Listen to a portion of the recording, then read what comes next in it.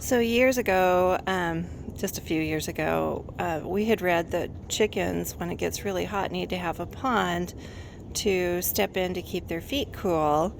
And so I wanted to put something in, so I kind of had to do it very quickly. And I put in this liner with some, I don't know if you can see it or not, but some steps in the middle for the chickens to stand on to kind of cool their feet. So they usually drink out of this and hang out here. It's kind of like a bigger bird bath, I guess. So, as you can see, it's the pond liner's falling apart now, and the stones have made it really difficult to walk here. And so I'm going to actually make this a little bit nicer, and I'm going to pull out the pond liner the small swimming pool. And I got a pond liner that I'm going to put in some nice flagstone around it and make it a little bit nicer looking to go with our backyard.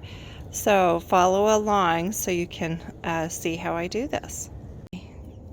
As you can see, I took out all the rocks around it, and the chickens are drinking out of it. So I'm going to have to find some water while I pull this out, and so they have a drink of water while I'm doing all of this.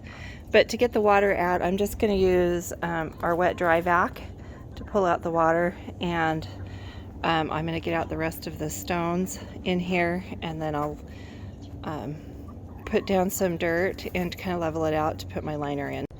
Okay, so I got the pond all cleared out, getting ready to remove the pool liner, or the pool and level all of this out so I can put in my pond liner. That is next.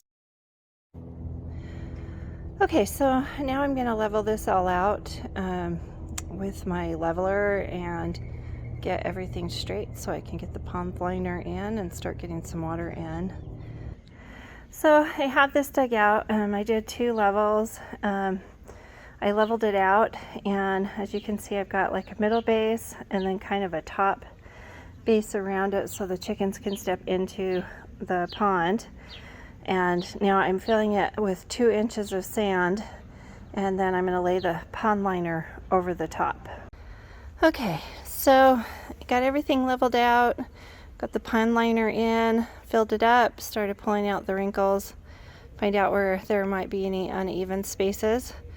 And now I'm going to add rocks around the outside. Okay, so I got 3 of the flagstones down, and then I have to get to work, so I will finish the rest tomorrow.